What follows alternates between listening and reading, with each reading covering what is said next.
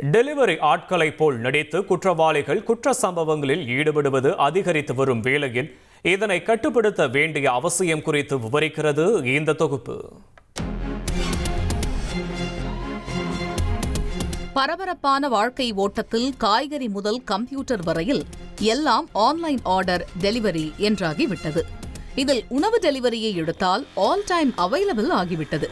வேலையின்மை, போதிய சம்பளம் இன்மை, குடும்ப சூழல், வறுமை காரணமாக இளைஞர்கள் முதல் முதியவர்கள் வரையில் பலரும் டெலிவரி வேலைக்கு வருகிறார்கள்.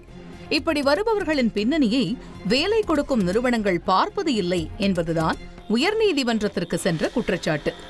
பகுஜன் சமாஜ் கட்சி தலைவர் ஆம்ஸ்ட்ராங் கொலை தொடங்கி பல குற்ற சம்பவங்களின் பின்னணியில் டெலிவரி செய்யும் ஊழியர்கள் வேடம் போட்டு குற்றவாளிகள் ஊடுருவியது தெரிய வருகிறது.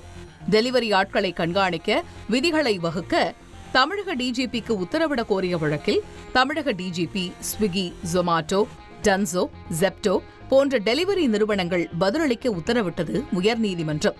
இதற்கான காரணம் குறித்து டெலிவரி ஊழியர்கள் சங்க பொதுச் செயலாளர் ராமகிருஷ்ணாவிடம் பேசியபோது, வேலைக்கு ஆள் கிடைத்தால் போதும் என்ற நிறுவனங்களின் மனநிலையே இதற்கு காரணம் என்று குற்றம் சாட்டினார். இப்ப இந்த ஸ்விக்கி, ஜொமாட்டோங்களுக்கு என்னென்ன ஆள் வந்தா போதும், அது யாரா இருந்தாலும் சரி, அவன் யாரு, என்ன, நல்லவனா கெட்டவனா, நேற்று தான் ஜெயிலிருந்து வந்திருப்பான், உடனே அவன் போட்டானா உடனே அவன் ஜாயின் பண்ணிக்குவான். ஒரு டிரைவிங் லைசன்ஸும் பேங்க் அக்கௌண்ட் டீட்டெயில்ஸு, உங்கள் பேன் கார்டு இதெல்லாம் கொடுத்தா போதும், உடனே அவன் அடுத்த 10 நிமிஷத்தில் உங்களை அவனோட தொழிலாளராக ஆக்கிடுவான். ஸ்விக்கி, ஜொமேட்டோ பேக்கெல்லாம் மாட்டிக்கிட்டு சட்டவிரோதமான காரியங்கள் எல்லாம் நிறையா செய்கிறாங்க.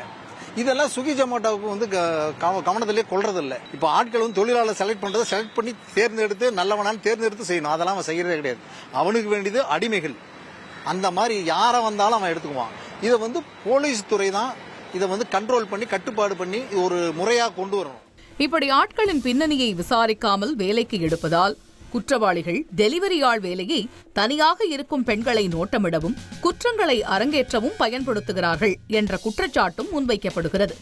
இதற்கு எந்த குற்ற பின்னணியும் இல்லை என்று காவல்துறையிடம் சான்று பெறுபவர்களுக்கு மட்டுமே நிறுவனங்கள் டெலிவரி ஆட்கள் வேலை கொடுத்தால் இதுபோன்ற சம்பவங்களை தடுக்கலாம் என்றார் வழக்கறிஞர் சுரேஷ். இந்த மாதிரி நபர்களை இந்த மாதிரி நிறுவனங்கள் வேலைக்கு எடுக்கும்போது என்ஓசின்ற சொல்கிற இது வாங்கலாம். அவங்கக்கிட்ட இருந்து போலீஸ் ஸ்டேஷன் எங்கே அவங்க இருக்காங்களோ அந்த குறிப்பிட்ட போலீஸ் ஸ்டேஷனில் சர்டிஃபிகேட் வாங்கிட்டு வர சொல்லலாம். அதுவும் இல்லாமல் வெளி மாநிலத்திலேருந்து வேலைக்கு வர்றவங்கள தமிழ்நாட்டில் வரும்போது லேபர் டிபார்ட்மெண்ட்டில் ரீசர்ச் பண்ணிக்கணுவாங்க. அது மாதிரி ஒரு கான்செப்ட் வச்சு இவங்களை வேலைக்கு எடுத்துட்டேன்னா இது போல பிரச்சனைகள் வராது. இதற்கிடையே தமிழகத்தில் எத்தனை குற்றங்களில் டெலிவரி ஆட்கள் ஈடுபட்டுள்ளனர் என்ற தகவல்களை காவல்துறை சேகரிப்பதாக காவல்துறை வட்டாரம் தெரிவிக்கிறது. வரும் நாட்களில் குற்ற சம்பவங்களை குறைக்க டெலிவரி வேலையில் ஈடுபடுவோருக்கு பல்வேறு கட்டுப்பாடுகள் விதிப்பது தொடர்பாக ஆலோசனை நடப்பதாகவும் டிஜிபி அலுவலக அதிகாரிகள் தகவல் தெரிவிக்கிறார்கள். செய்திகளை உடனுக்குடன் தெரிந்து கொள்ள உடனே சப்ஸ்கிரைப் பண்ணுங்க.